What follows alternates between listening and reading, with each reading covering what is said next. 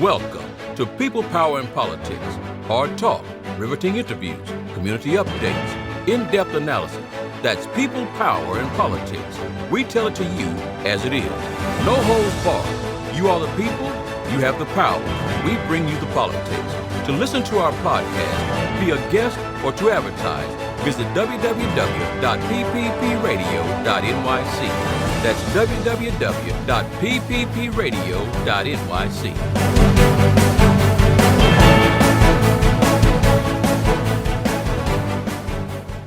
Domestic violence, the most pervasive violence. Domestic violence is an age-long phenomenon that has persisted worldwide, yet it has not received the attention required to change the statistics significantly. Data shows that in the United States, 1 in 3 women and 1 in 6 men have experienced domestic violence. However, now there is a newfound public commitment to eradicating it.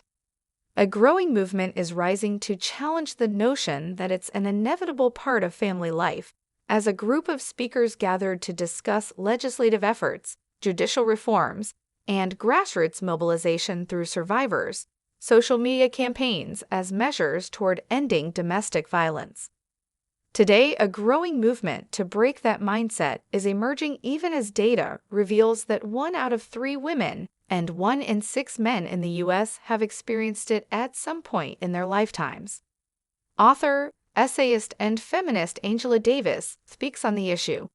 The first question that was tackled was the question of silence. How we're talking about a form of violence that has been in most human societies for hundreds of years.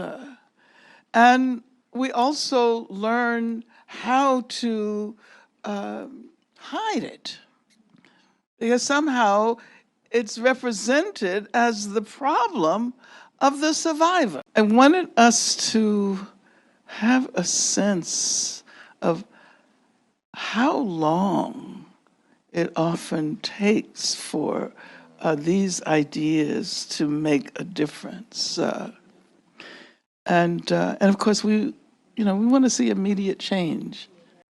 And as a matter of fact, this is the most widespread pandemic form of violence in the world, and with all of the actions that have happened, with all of the, domestic violence centers and rape crisis centers and so forth, the actual incidence of violence has not changed very much.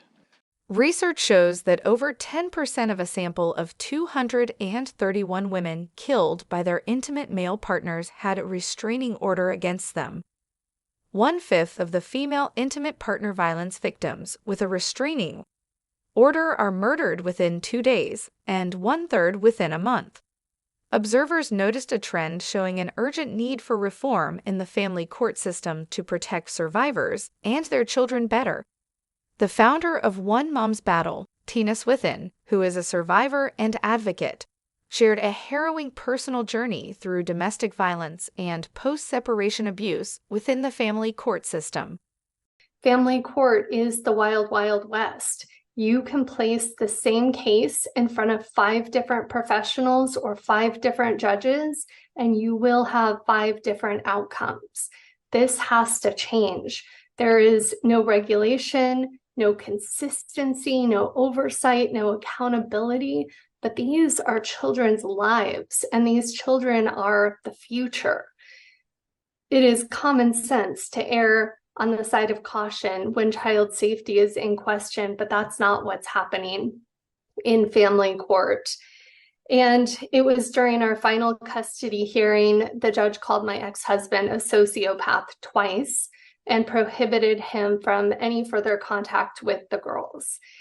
But it took 6 years for them to understand and recognize how abusive he was.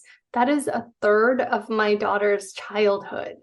6 solid years of abuse and trauma that we will be unpacking for a lifetime. The role of the media in addressing domestic violence.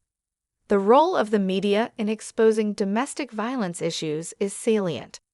Vijay Sundaram, a reporter and Narika co-founder, shared a story of Miriam trapped in an abusive arranged marriage. Miriam's husband exploited her and others by making adult films at home. She narrated how the media brought attention to the injustice and the use of coercive force, revealing the husband's deceit about his circumstances and Miriam's escape from a threatening situation. Intimate partner violence is a serious public health problem that affects millions of Americans. Intimate partner violence, also known as domestic violence, is abuse or aggression that occurs in a romantic relationship. An intimate partner can be a current or former spouse or a dating partner. It can occur among heterosexual or same-sex couples and does not require sexual intimacy. It might happen one time or many times over a period of years. Do you need help? Know someone who does? The New York State Domestic and Sexual Violence Hotline can give you information on resources in your community. Call 1-800-942-6906. That's 1-800-942-6906. Domestic violence is prevalent amongst immigrants. If you need an immigration consultation, call 855-768-8845. That's 855-768-8845, or visit www.askthelawyer.us. That's www.askthelawyer.us to schedule a free, confidential consultation. People, Power, and Politics. Hard talk, riveting interviews, community updates, in-depth analysis. That's People, Power, and Politics. We tell it to you as it is. No holds barred. You are the people, you have the power. We bring you the politics. To listen to our show, be a guest, or to advertise, visit www.pppradio.nyc.